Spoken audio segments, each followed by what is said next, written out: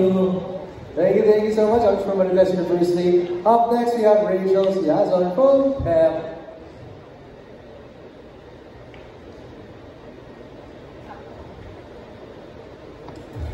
Hi, good afternoon, Dustin. Congrats sa iyo. Good afternoon. Endorsement. Thank you. First, can you recall the very first talent fee that you got and what did you buy with it?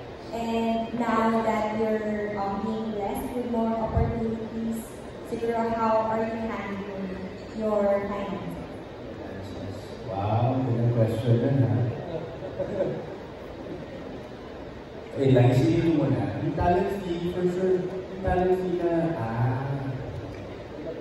fee na una ko natanggap, naging extra ako lang sa isang commercial.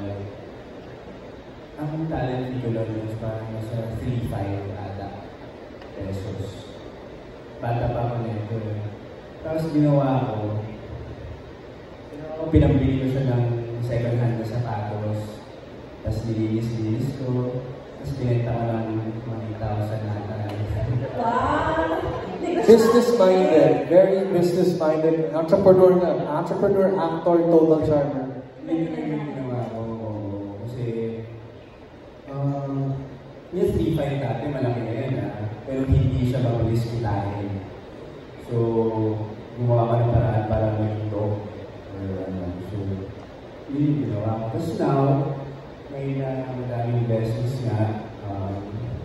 Salamat sa Panginoon. Actually, medyo magastos ako ngayon. Medyo bumaliktad ata. Pero in a way, andyan yung mga management ko na sinasabihan ako palagi na huwag magastos, sinave na yan. Feeling ko kasi minsan pumapasok sa utak ko na deserve mo naman. Ewan kung normal ba yun. Parang deserve mo naman i-treat mo yung sarili mo. Pinagpaguran mo naman yan. Pero hindi ko alam hanggang kailan ko siya sasabihin. Kasi kailangan ko rin mag-tibig talaga. Siguro after this, because of your question, mag-tibig na ako. Pero you also have an investment in it, diba? You have a restaurant. Yes. So, meron ka bang mentor when it comes to handling a business? Well, ang mentor ko talaga sa FNP, sa Food and Beverages Industry, ay si David talaga. Siya naman talaga yung tulong sa akin mag-negosyo. Yung kinikita ko doon, nakatabi lang ako for future businesses na gusto kong pasukin. At invest na ulit ng invest, palikot lang ang palikot. Next question, coming from PBB and with the influence that you have now, siguro ano yung mga qualities na gusto mong i-espouse na hopefully makakaya din ng mga iba mong followers and supporters? Actually, madami. At hindi lang yun para sa sarili. Lahat ng qualities na gusto ko i-share ay para sa buong mundo. O para sa pamilya o para sa, hindi siya pang sarili. And isa na lang siguro ito is yung pagiging kind. Sobrang simple yan, pero ang hirap na gawin. Hindi ko alam ba, pero isa yun. Sana kung kaya lahat ng tao mababawasan yung problema. And of course, since nandito tayo ngayon, yung wellness, importante rin siya sa peace of mind, kung makatulong siya para maging clear ka mag-isip. Kasi, lahat tayo kailangan ng trabaho Pero, paano ka ba sa trabaho? Diba? Stress ka ba sa trabaho? Pagod ka ba sa trabaho? Diba? So, pag lagi ka nag-workout, for example, mas sanay ka sa pagod, mas ready ka sa bakbakan, mas ready ka sa trabaho kahit wala ka pang tulog. So, yun para sa akin at makakatulong yun sa lahat ng tao kasi lahat naman tayo tumatanda Diba?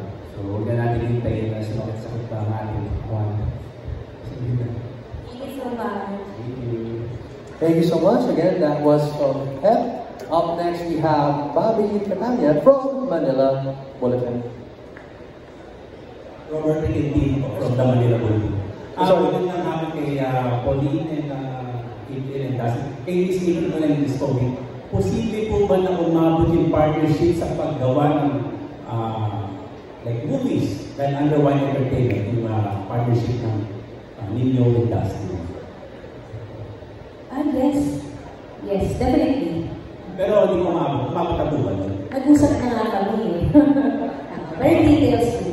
Can divulge it. But yes, kasi yun nga, our magic here ay may iba pa kami company, which is entertainment. Thank you for mentioning that. Why International Film and Entertainment? Definitely. Okay, and then Dustin, sobrang busy mo talaga. So, hindi ba sa dito, wala mo ng love life? Dahil sobrang busy mo, wala mo ng love life? Alam nyo, bakit? Hindi pa naman pala. Parang feeling ko naman, kahit kaya ko busy, hindi naman haglang ang love life. Hindi ko sinasabi na may love life ako ngayon. Pero hindi haglang ang love life. In fact, nakabawas pa nga yun ang pagod, di ba? Nakaka-inspire pa yan. Mas mamotivate ka magtrabaho. So, ako, kahit gano'n ako naging busy, kahit na wala lang akong oras, importante pa rin na paglaanan ng oras ang pagmamahal sa family, sa kaibigan, or sa inyo, diba? Sa Almacic eh. And then that's it, okay. Last two questions. So, Christmas wish and what can you share about your plans for 2026? I'll be straight to the point na gusto ko naman kabahay. Yun na yung wish ko. Gusto ko naman kasariling bahay. Tapos plans sa 2026, of course, more projects to come. Mas gagawin natin pa everyday. More businesses. Good, love life na rin. Bonus. Tapos, ano ba? Endorsements. Sana kasama ko pa rin yung Aromagic Care next year. Okay, all the best. Sa wife and stay. Thank you so much from Manila Bulletin, of course. Up next, we have Chicanes. Huh? Nasa Sheraton daw. Ito. Next, alright, do we have more questions from our esteemed members of our press, our friends from the media? Please add us. We have a question coming in. Mainit pa. Hi, Dustin. The Enclosed First Media. Ay, wala. Well, my first question. After nung lumabas ng PBB, of course, would you say marami na nagbago sa'yo?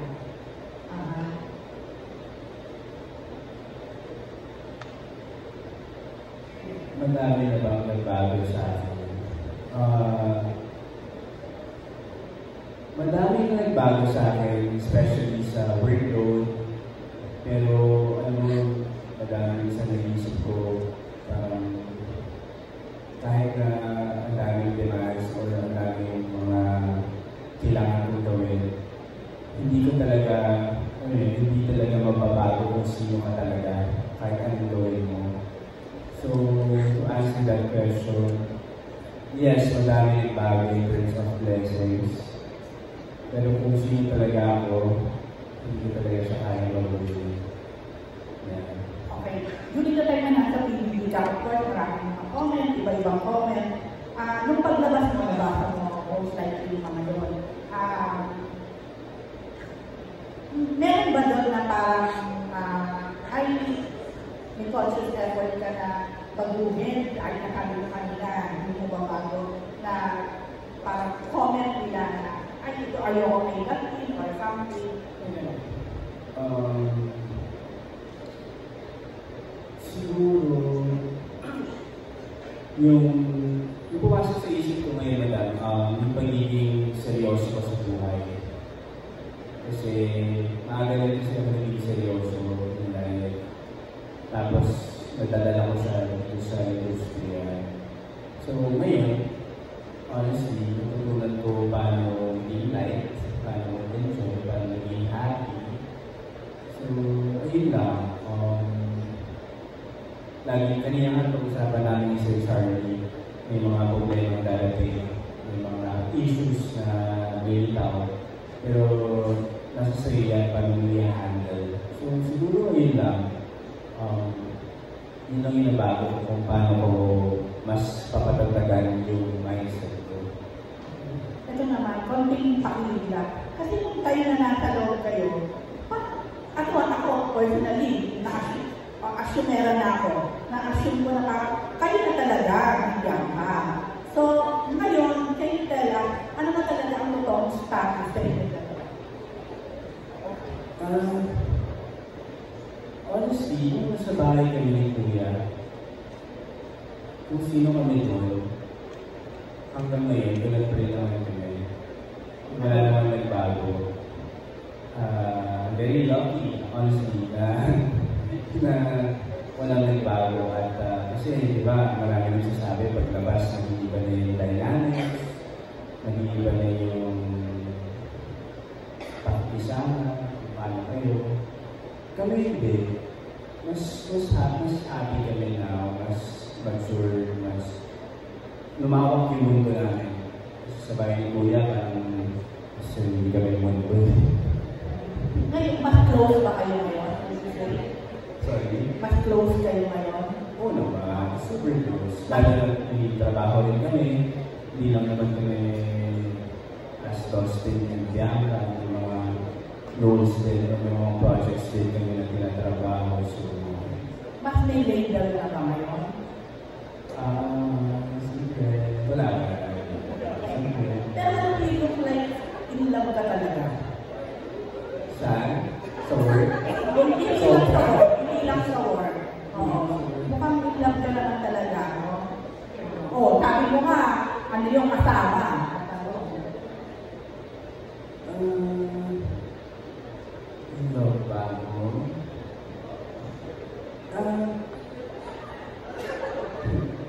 Parang inspired.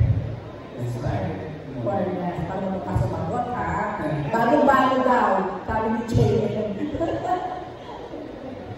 Okay. Last question, of course, recently lang, nagkaroon ng concert si Will.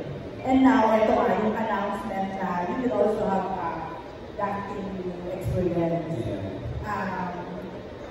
Somehow ba, parang dating tuloy, parang may competition ba sa inyong dalawa? Yun mo na. Wala. Walang competition.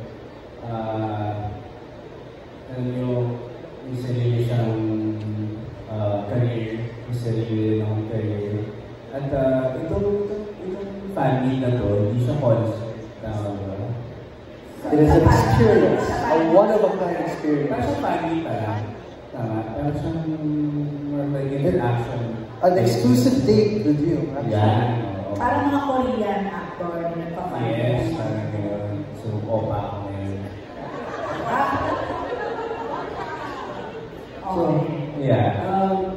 Walang competition.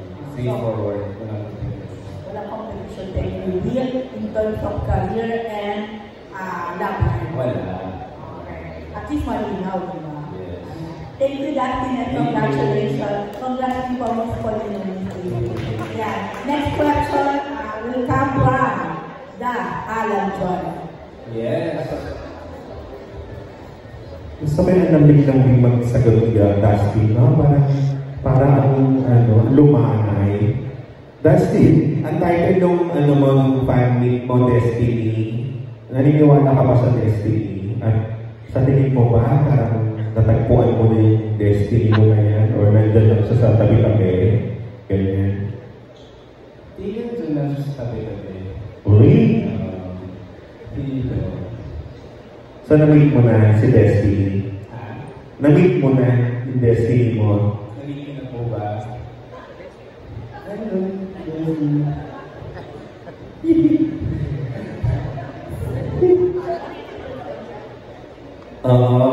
Nakasama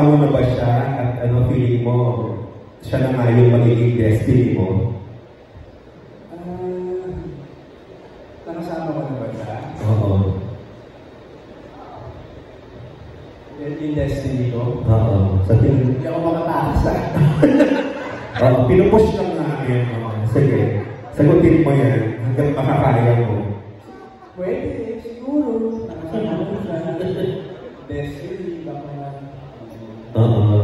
So, pwede mong sabihin na, pwede siya mag-guest dito sa fan meet mo. Yun. Oo, kung sino man yun.